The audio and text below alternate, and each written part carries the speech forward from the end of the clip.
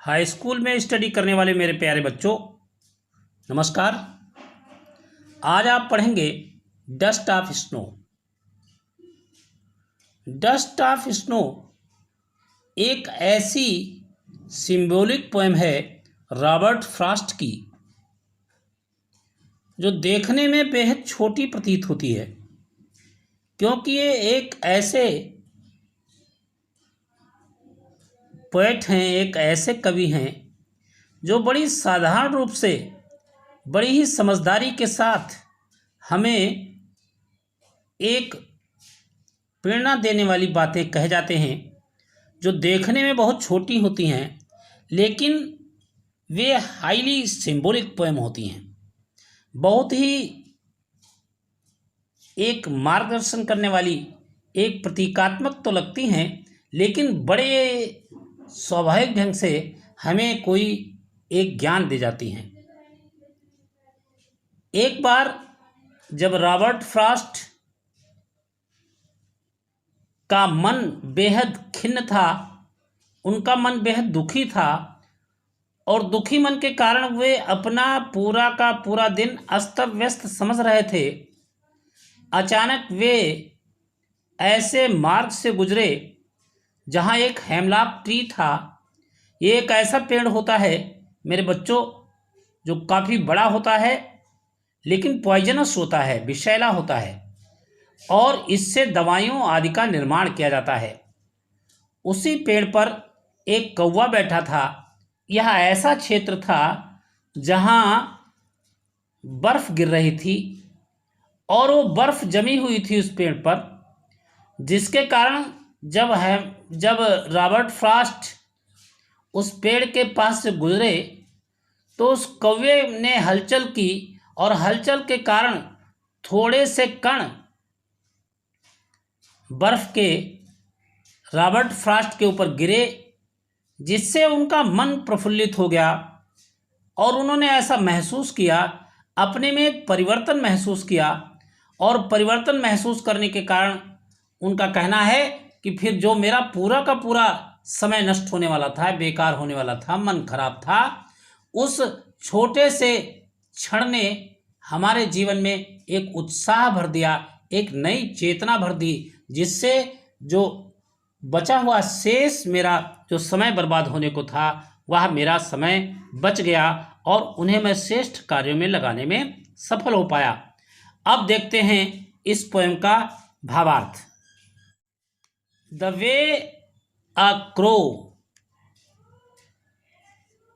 मार्ग में, the way एक ऐसे मार्ग पर, अ क्रो एक कौवा, सूक ने हिलाया, शेक सूक सेकंड, सूक हिला दिया, सूक डाउन ऑन मी मेरे ऊपर, द डस्ट ऑफ स्नो,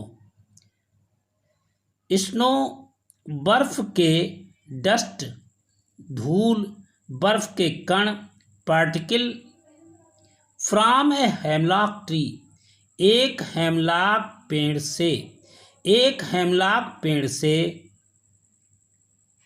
एक कौवे ने मेरे ऊपर बर्फ के कण छिटका दिए, गिरा दिए। हैज़ गिवन माई हार्ट, उसने गिवन माई हार्ट, उसने मेरे हृदय को दे दिया था। ए चेंज, एक परिवर्तन, उसने एक बदलाव कर दिया था मेरे हार्ट को, मेरे मन को, ऑफ मूड, मेरे मूड को बदल दिया, मेरी मनः स्थिति को बदल दिया।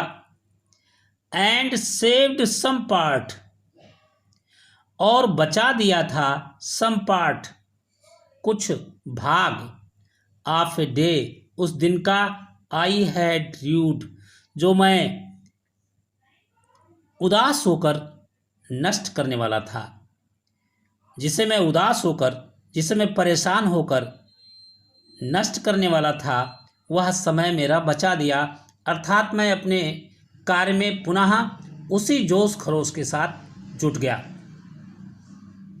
कवि का कहने का तात्पर्य है, कभी कभी हमारा मन अशांत होता है, लेकिन कुछ ऐसी घटनाएं हमारे साथ घट जाती हैं, जिससे हमारा मन प्रफुल्लित हो जाता है, भले ही वो घटनाएं छोटी से छोटी क्यों न हो। इस प्रकार से मेरे बच्चों इस पोएम का अर्थ पूरा हुआ।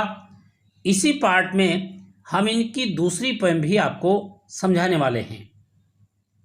अब देखिए दूसरी पोएम। मेरे बच्चे, ये रॉबर्ट फ्रॉस्ट के द्वारा लिखी गई दूसरी पोएम है फायर एंड आइस, आग और बर्फ। आग और बर्फ की बात करते हुए रॉबर्ट फ्रॉस्ट कहते हैं कि वास्तव में ये संसार अद्भुत है।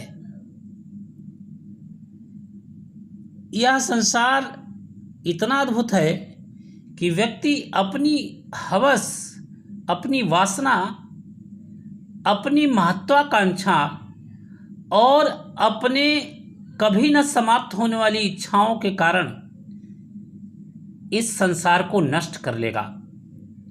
यह संसार जो कि नश्वर है, आज नहीं तो कल इसका प्रलय होगा।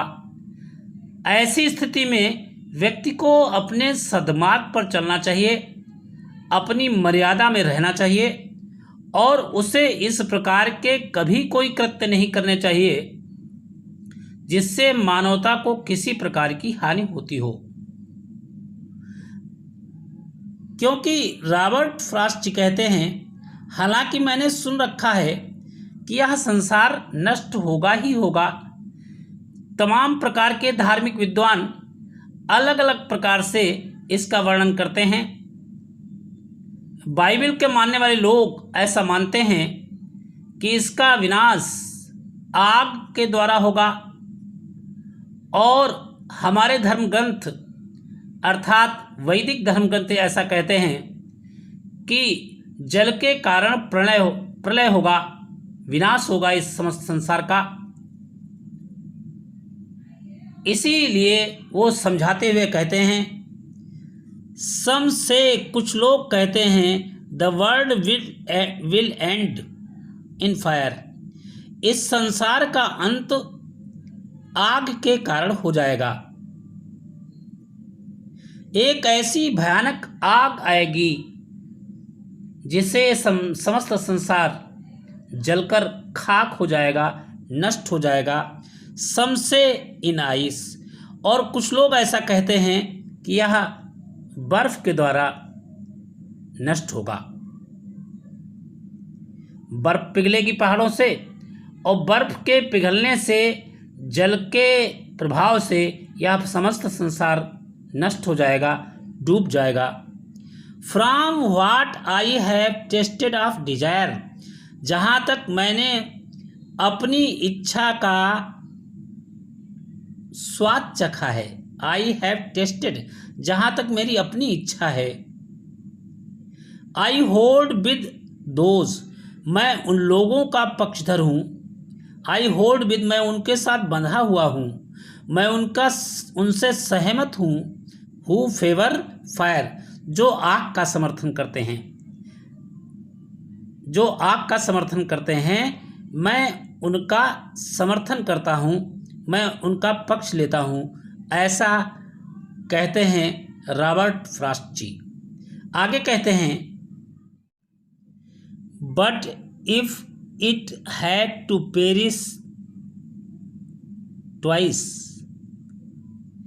लेकिन इफ यदि इट हैड टू पेरिश, इसे नष्ट होना पड़े, ट्वाइस दो बार, यदि इसे दो बार नष्ट होना पड़े, इस संसार को दो बार नष्ट होना पड़े, आई थिंक, मैं सोचता हूँ, I know enough of hate, मैं इस संसार में घृणा को अत्यंत जानता हूँ। पूरी दुनिया एक दूसरे के लिए नफरत से भरी हुई है। टू से, यह कहना, दैट की फॉर डिस्ट्रक्शन, विनाश के लिए, आइस इज आल्सो ग्रेट, बर्फ भी बहुत प्रभावी है, बहुत महान है। एंड वुड सफाइस, और यह भी इस संसार को पूरी तरह से नष्ट करने के लिए पर्याप्त है। अर्थात रॉबर्ट फ्रॉस्ट जी कहते हैं, यह संसार स्वयं से नष्ट होने वाला है, इसलिए यहाँ पर घृणा, पाप, असीमित इच्छाएं, महत्वाकांक्षाएं, इनके कारण ही इस संसार का विनाश होगा, जो कि जैसा कि हमारे वेद पुराणों और हमारे ग्रंथों में कहा गया है। मेरे बच्चों, इस प्रकार से ये दोनों पोएम आपकी समाप्त होती हैं। आगे हम फिर मिलेंगे और इसके कॉम्प्रिहेंसिव आपको भेजेंगे। तब तक इसको समझिए और 4 पंक्तियां हमेशा याद रखिए। आगे फिर मिलता हूं, आपको कॉम्प्रिहेंसिव आदि भेजूंगा। तब तक के लिए नमस्कार। स्वस्थ रहिए, मस्त रहिए और व्यस्त रहिए।